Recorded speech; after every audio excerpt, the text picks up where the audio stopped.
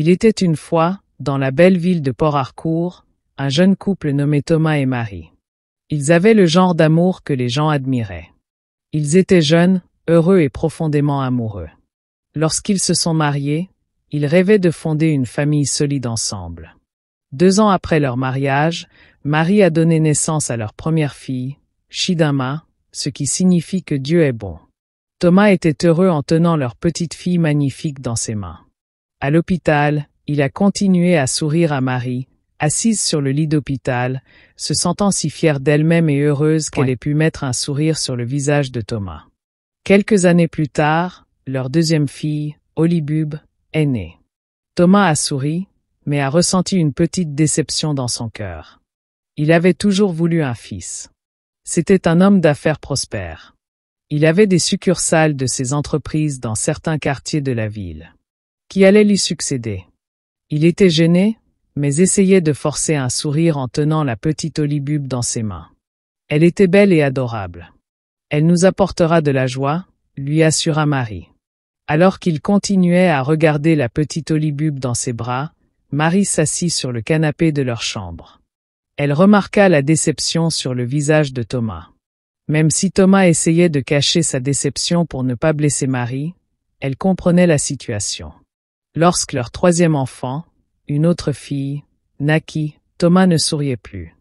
Il s'assit devant l'hôpital avec un froncement de sourcils, refusant de regarder Marie. Elle remarqua le changement, mais gardait espoir. « Dieu nous bénira avec un fils », dit-elle à Thomas en essayant de lui remonter le moral. Mais Thomas ne croyait plus à la rencontre. Il voulait désespérément un fils. Quelqu'un qui porterait son nom. Même sa vieille mère ne lui facilitait pas les choses, car elle était à son cou pour lui donner un petit-fils. Il se souvint de leur dernière conversation. La dernière fois qu'il s'était rendu au village pour aller rendre visite à sa vieille mère, Maman Thomas lui raconta ses épreuves depuis la mort de son défunt père. « Mon fils, tes oncles sont très méchants et égoïstes. Ils ont refusé de me permettre d'avoir accès à toutes les terres de ton père. Ils ont insisté sur le fait que la tradition exige que tant que tu n'auras pas de fils, je puisse avoir accès aux terres de ton père. Mais jusqu'à ce moment-là, il serait toujours en possession des terres, comme le veut la tradition dans notre village. Alors, mon fils, tu dois travailler dur. Si ta femme ne te donne pas de fils, s'il te plaît, trouve-toi une autre femme. Tu es encore très jeune. Qui a dit que tu n'avais pas le droit d'avoir une autre femme? Surtout dans ta situation. » Maman Thomas a continué tristement. « Maman, tu sais, j'aime ma femme Marie. Elle a été une bonne épouse pour moi. Je prie juste que Dieu bénisse tout le monde avec un fils. Je ne veux pas la blesser ni lui faire de peine. De plus, la polygamie n'est pas mon truc, » répondit Thomas en regardant sa mère avec une expression de désapprobation sur le visage. Ces pensées ont traversé l'esprit de Thomas alors qu'il était assis dans sa voiture. Il était allé chercher de la nourriture pour Marie après qu'elle se soit couchée. 3 filles. Thomas, ce n'est pas bon. J'ai besoin d'un enfant mâle. Que vais-je dire à maman? Cela lui brisera le cœur. Mon héritage est en jeu. Qui héritera de toute cette richesse? Je l'amasse pour moi-même. Thomas était assis, perdu dans ses pensées. Il souffrait tellement. Cependant, quelques semaines après la naissance de leur troisième enfant, Aku Erika, Thomas a commencé à changer. Il a arrêté de parler à Marie comme avant. Il est resté dehors tard sous prétexte d'avoir des réunions avec un client. L'amour qu'ils partageaient tous les deux a commencé à s'estomper. Il avait à peine du temps pour les enfants. Même lorsque Marie a essayé de le persuader de passer au moins un peu de temps avec leur tout petit, comme il l'a toujours fait dans le passé, il s'est mis à lui crier dessus. Il y eut un jour où Thomas faillit frapper Marie alors qu'elle essayait de se plaindre auprès de lui qu'il avait changé et qu'il n'avait plus de temps pour eux. Mais un jour, tout s'est brisé. Tout a changé, puisque rien n'est plus pareil dans la maison de Marie et Thomas, car il y avait des querelles et des disputes constantes entre eux. Marie décida alors de s'assurer qu'elle maintenait la paix de son côté. Elle fit tout pour plaire à Thomas. Thomas, voyant que Marie était disposée à maintenir la paix dans leur maison, décida de rendre la vie de Marie insupportable. Il demandait des aliments frais à chaque dîner. Il lui ordonna de toujours préparer des aliments pilés chauds et, selon ses propres termes, de ne pas utiliser ce robot. Je n'aime pas la texture qu'il donne. Ce n'est pas du tout nourrissant. Utilise le mortier. C'est pourquoi tes mains sont là, dit Thomas sans se soucier de rien lorsqu'il remarqua que Marie utilisait le robot pour lui faciliter la tâche. Pour Thomas, il voulait frustrer Marie et la forcer à quitter leur mariage. Il s'énervait à chaque petite erreur qu'elle faisait, trouvant toujours des défauts dans tout ce que Marie faisait. Il faisait aussi en sorte que Marie se sente mal à l'aise en sa présence, même s'il faisait attention à ne pas être le fautif ici. Il était subtil et voulait intentionnellement que Marie sorte de sa vie. Chaque fois qu'il rentrait chez lui et rencontrait Marie et leur fille en train de rire et de s'amuser, il se demandait comment elle avait pu y arriver. Malgré les mauvais traitements qu'il lui faisait subir, elle continuait sa vie comme si tout allait bien dans leur famille. Il était très déçu. 2 ans plus tard, Marie tomba enceinte de leur 4e enfant. À cette époque, Thomas la tourmentait de menaces. Il n'aidait jamais Marie à s'occuper de leurs enfants ou à faire les tâches ménagères. Au contraire, il ajoutait un fardeau supplémentaire à celui qu'elle avait déjà. Il insistait pour que Marie lave ses vêtements et les repasse tous les jours. Marie, si tu ne veux pas que nous ayons tous les deux des problèmes, ne donne jamais mes vêtements au blanchisseur en bas de la rue, avertit sévèrement Thomas. Marie avait l'air confuse et triste, mais se tenait tranquille pour ne pas avoir d'ennui ce soir-là. Marie était stressée de devoir s'occuper seule de leurs 3 filles sans l'aide de Thomas, qui ne faisait que paresser quand il était à la maison. Au cours du 3e trimestre de Marie, Thomas a refusé de lui donner de l'argent pour acheter des articles pour bébé pour leur bébé à naître. S'il te plaît, Thomas, je ne sais pas pourquoi tu as décidé d'être méchant avec moi et nos enfants. Même si tu me détestes, peux-tu aussi détester tes enfants innocents? Tu me reproches de t'avoir donné des filles comme si tu ne savais pas que c'était ce que tu as mis en moi que je t'ai donné. Pourquoi toute cette haine est-elle destinée à moi? Dit Marie en pleurant. Ses filles l'entendirent pleurer et se rapprochèrent d'elle. Elles avaient l'air tristes. Elles pleuraient avec leur mère Marie. Leurs larmes n'ont pas ému Thomas, qui avait le cœur dur. Je ne te blâme pas, Marie. Ce qu'il me cherche, tu ne le verras pas, dit froidement Thomas. Alors qu'il récupérait ses clés de voiture et quittait la maison, il ne revint que le 3e jour. Un après-midi, Thomas cherchait ses clés de voiture. Il ne savait pas où il les avait laissées, alors il a mis sa chambre sens dessus-dessous dans sa recherche. Il était déjà en retard pour un rendez-vous. Il était tellement en colère qu'il criait après Marie, qu'il a rejoint pour chercher la clé. Alors qu'ils étaient dans leur chambre, Thomas est soudainement tombé sur une enveloppe. « À quoi sert cette enveloppe ?» demanda-t-il à Marie. Alors qu'il ouvrait et lisait le contenu de l'enveloppe, le cœur de Marie s'est arrêté. Elle savait qu'il y avait du feu sur la montagne, alors elle s'est rapidement agenouillée. « S'il te plaît, Thomas, je suis vraiment désolée. Je ne savais pas comment te le dire, dit Marie, les mains et la voix tremblantes de peur. Tu es très méchante, Marie, tonna Thomas. Alors les gens de mon village t'ont envoyé pour détruire ma vie. Marie, tu veux dire que tu vas avoir une autre petite fille? Attends, Marie, une autre fille? Marie, je vois que tu n'es pas du tout sérieuse. Tu ferais mieux d'aller chercher le père de cette chose que tu portes. En bref, pourquoi est-ce que je bafouille des mots avec toi? Continua Thomas. Ses yeux étaient rouges de colère. Marie n'avait jamais vu Thomas aussi en colère auparavant. Marie pleurait, suppliait et demandait pardon à Thomas. Thomas, s'il te plaît, aie pitié de moi maintenant. Comment est-ce ma faute si j'ai encore une autre fille? Suis-je celle qui donne des enfants? Tu penses que je suis heureuse? Je veux aussi te donner un fils. Mais puisque les choses ont tourné ainsi, que veux-tu que je fasse? Et Thomas. Mais toutes ces supplications tombèrent dans l'oreille d'un sourd, car Thomas était très triste et amer. Alors que Marie essayait de tenir l'une des jambes de Thomas en continuant à le supplier, il l'a poussé hors de son chemin et Marie est tombée et s'est retrouvée sans vie sur le sol. Thomas s'approcha de Marie et leva les mains pour essayer d'écouter son cœur battre, mais il n'y eut aucune réponse. Il paniquait à l'idée que Marie soit morte, alors il récupéra rapidement quelques affaires, ses clés de voiture et quelques-uns de ses documents vitaux et quitta la maison. Quelques instants plus tard, Marie reprit connaissance. Elle essaya de se lever mais n'y parvint pas. Elle fit alors tous ses efforts en rampant jusqu'à la porte d'entrée. Elle essaya de crier à l'aide, mais sa voix était faible. Alors, avec ses dernières forces, elle ouvrit la porte de leur maison et s'effondra devant leur maison. Quelques heures plus tard dans l'après-midi, le bus scolaire était arrivé avec leur fille. C'est ainsi que le chauffeur alerta les voisins et Marie fut emmenée d'urgence à l'hôpital. Elle resta à l'hôpital pendant plus d'1 mois avant qu'une césarienne ne soit pratiquée pour faire sortir son bébé. Mais à la grande surprise des médecins et de Marie, elle avait des jumeaux, un garçon et une petite fille. Marie était ravie, mais sa joie était incomplète car Thomas était introuvable. Pendant la semaine qui a suivi la naissance des jumeaux, les numéros de téléphone de Thomas étaient injoignables. Marie avait essayé à maintes reprises de le joindre au téléphone, mais cela n'avait pas fonctionné. Elle pleurait et souhaitait voir si Thomas reviendrait vers eux, car elle avait enfin un fils pour lui. Dieu a finalement répondu à leur prière.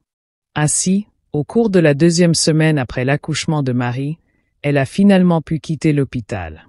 La facture de l'hôpital a été entièrement payée par Nozo, l'ami proche de Thomas, qui était gravement affecté par la disparition de son ami. Nozo a acheté des couches, du lait maternisé, des vêtements pour bébé et de la nourriture pour les jumeaux et les autres enfants. Thomas a laissé Marie sans rien. Alors que Marie lisait la lettre que Thomas lui avait laissée sur leur table dans leur chambre, des larmes coulaient sur ses joues. Je sais que tu ne pourras jamais avoir de fils pour moi. Tu ne m'as apporté que de la malchance. Vous et votre partenaire avec qui vous vous êtes abandonné ne devriez pas m'appeler au téléphone. Pour votre information, j'ai dépassé mon problème de cœur. Ma nouvelle amoureuse est enceinte de notre fils. Les yeux de Marie s'écarquillèrent. Sa mâchoire tomba. Elle essaya de se ressaisir. Cela toucha profondément son cœur. Les larmes coulaient sur son visage alors qu'elle tenait ses jumeaux nouveau-nés sur le lit. Où irons-nous? Que vais-je faire maintenant? Se demanda-t-elle. D'où commencera la vie? Thomas m'a laissé sans rien. Dans la lettre, Thomas disait également à Marie qu'il avait vendu tous ses magasins et qu'il avait déménagé au Ghana avec sa nouvelle amante enceinte pour commencer une nouvelle vie. Cette nuit-là, Marie pleura jusqu'à ce qu'il n'y ait plus de larmes.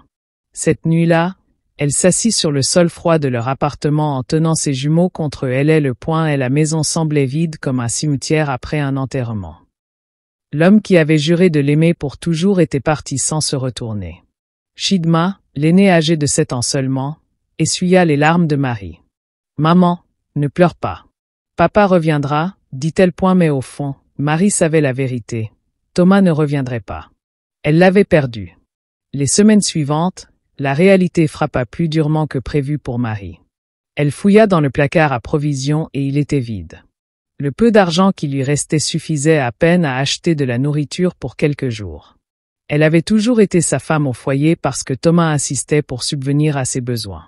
Mais maintenant elle n'avait plus rien sur quoi se rabattre. Elle réfléchissait encore à ce qu'elle devait faire lorsqu'un coup sec à la porte la fit sursauter. C'était leur propriétaire, Papua Obea. « Mamejimab est ton mari. Ton loyer est dû. Je n'ai pas encore vu d'alerte. » Marie déglutit difficilement. « S'il te plaît, mon mari s'est enfui de notre maison me laissant avec ses 5 enfants. En ce moment même je n'ai rien à manger chez moi et le peu d'argent que j'ai peut à peine nous nourrir pendant quelques jours. Monsieur, ayez pitié de moi. Je vais courir pour de l'argent s'il vous plaît. » Papua Obea se moqua. « En quoi cela me concerne-t-il? S'il vous plaît, je ne veux plus d'excuses maintenant. Je vous donne 2 semaines. Si vous ne payez pas, vous et vos enfants dormirez dehors, » tonna Thomas avec colère. Marie ferma la porte et s'appuya contre elle. Comment sa vie en est-elle arrivée là? Mon Dieu, où es-tu? Elle leva les yeux désespérément vers le plafond de leur chambre, perdue. Elle n'avait jamais imaginé que Thomas pouvait être aussi méchant avec elle et leurs enfants. Elle n'avait pas vu cela venir. Pendant ce temps, Thomas vivait sa meilleure vie avec sa nouvelle amante, Funeya, la femme qui lui avait promis un fils. Ifuneya était belle. Elle savait comment faire en sorte qu'un homme se sente important, murmurant toujours des choses douces à l'oreille de Thomas. « Chérie, je te donnerai un fils fort », lui assura-t-elle une nuit alors qu'elle se reposait sur sa poitrine. Thomas sourit, se sentant comme un roi. Il croyait avoir fait le bon choix. Il emménagea dans un nouvel appartement avec Ifunaya, lui acheta des vêtements et des sacs coûteux, et lui offrit même une voiture. Sa mère le félicita pour sa sagesse. Eh bien, mon fils, avec cette démarche que tu as faite, je suis sûr que tu récupérerais ton héritage de tes oncles et que tu pourrais toujours y démarrer une entreprise. J'ai entendu dire que le Ghana est un pays prospère et que beaucoup de nos habitants s'en sortent très bien, a déclaré Mama Thomas. Oui, Mama, j'aime cet endroit, a répondu Thomas. Des mois plus tard, Ifunaya est rentrée à la maison avec les résultats de l'échographie de l'hôpital qui ont montré qu'elle allait avoir un fils. Thomas et Ifunaya étaient si heureux. Quelques semaines plus tard, Ifunaya a donné naissance à un petit garçon et Thomas l'a appelé Ikena, ce qui signifie force paternelle. Il était si heureux.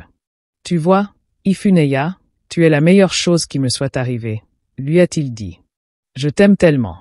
Ifunaya est une vraie femme, s'est vantée sa mère. Pas comme cette Marie inutile avec sa malchance, a-t-elle dit au téléphone lorsque Thomas lui a annoncé la nouvelle de l'arrivée de son fils. Thomas, mon fils, je suis maintenant heureuse. Mon âme est en paix maintenant, a-t-elle dit en souriant. Thomas se sentait victorieux, mais ce qu'il ne savait pas, c'est que le destin le regardait. Et dans le monde de Marie, la survie était une guerre.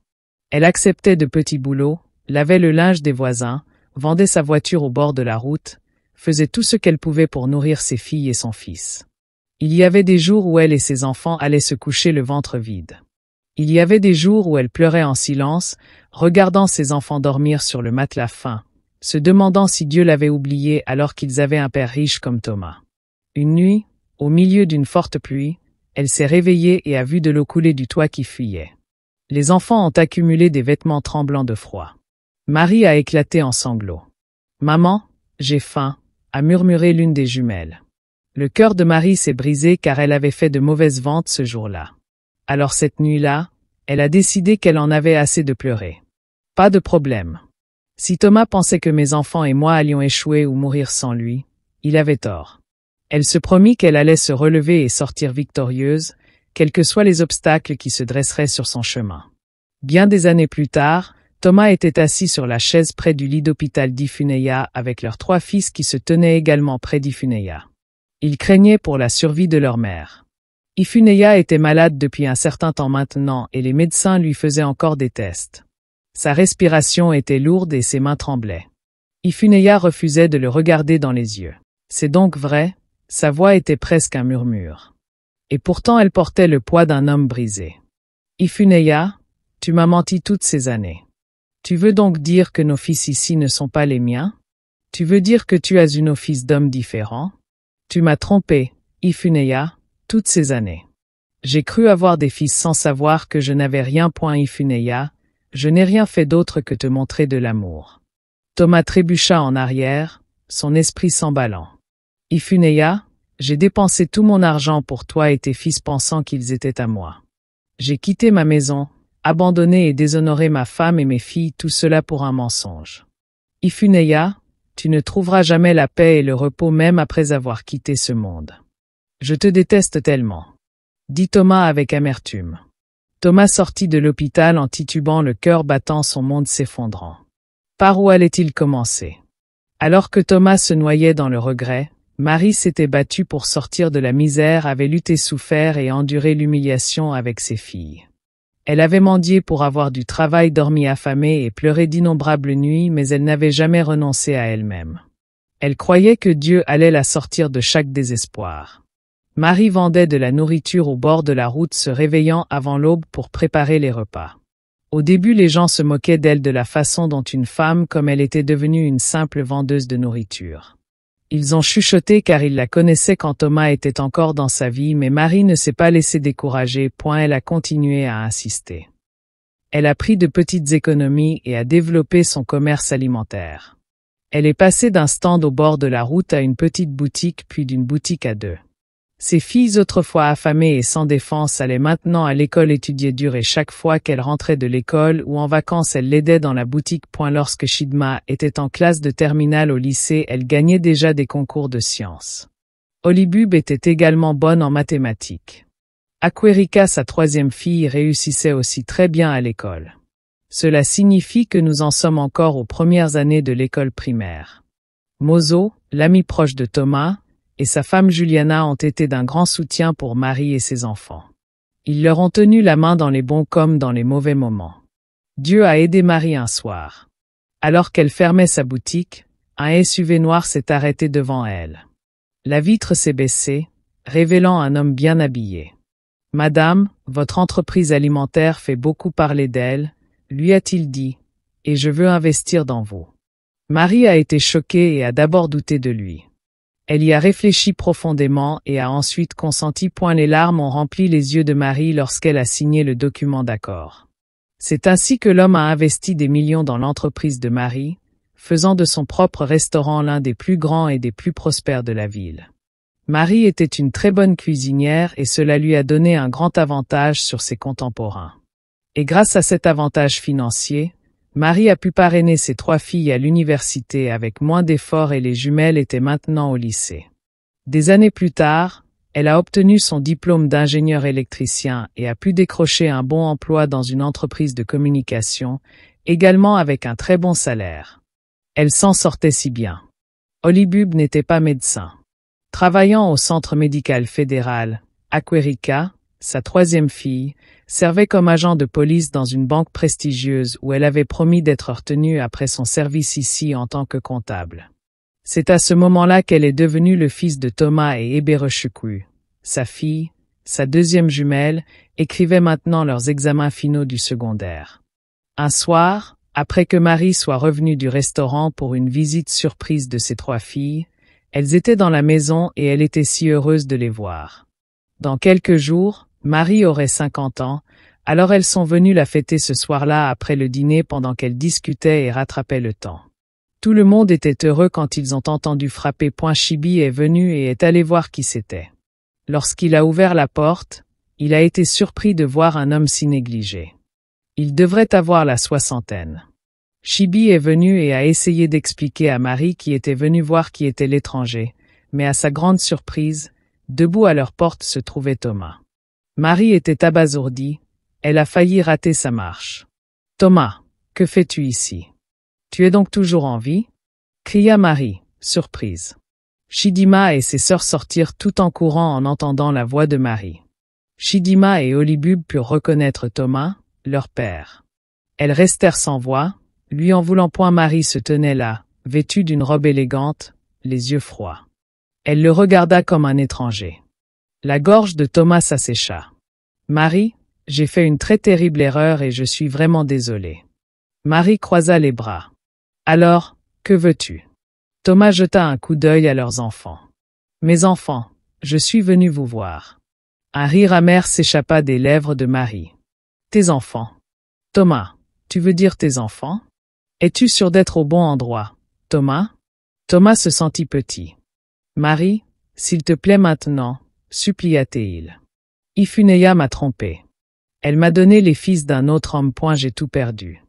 Après la mort d'Ifuneya à cause d'une maladie en phase terminale, ses fils m'ont jeté dehors car je n'étais pas leur père biologique. Eh bien Thomas, quelle triste histoire. Comment? Ton histoire est si touchante. Marie s'est avancée. Et qu'est-ce que tu attendais? Que tu puisses nous détruire, t'éloigner et revenir comme si de rien n'était. Eh bien Thomas, comment est-ce possible maintenant? Les larmes ont rempli les yeux de Thomas. J'ai été stupide. S'il te plaît Marie, donne-moi une autre chance.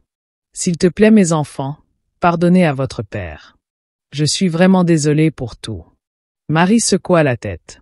Thomas, tu nous as laissés dans le noir. J.E. Paris que nous avons trouvé notre chemin sans toi. Thomas était brisé et tomba à genoux. S'il te plaît ne me laisse pas souffrir. Marie, je n'ai plus rien. Je parie que toi et nos enfants. Les yeux de Marie étaient toujours clairs. Elle était en colère mais faisait de son mieux pour garder son calme. As-tu pensé à ma souffrance quand tu m'as laissé mourir de faim? Alors que Marie et Thomas parlaient encore, Chidama et ses frères et sœurs s'avancèrent. Chidama, qui n'était pas une ingénieure accomplie, le regarda. Tu ne nous mérites pas, père. Tu ne peux pas manger là où tu n'as pas semé. Va chercher ta maîtresse, tu n'as rien avec nous. Holybub, qui n'est pas médecin, ajouta. Un père n'est pas seulement quelqu'un qui donne la vie, il reste, mais tu es parti. Chibi et Kim, leur fils, le regarda simplement. Tu n'es qu'un étranger pour moi. Thomas fut déconcerté. Pour la première fois, il regarda attentivement Chibi Kim. Il avait certaines de ses caractéristiques frappantes et sa ressemblance.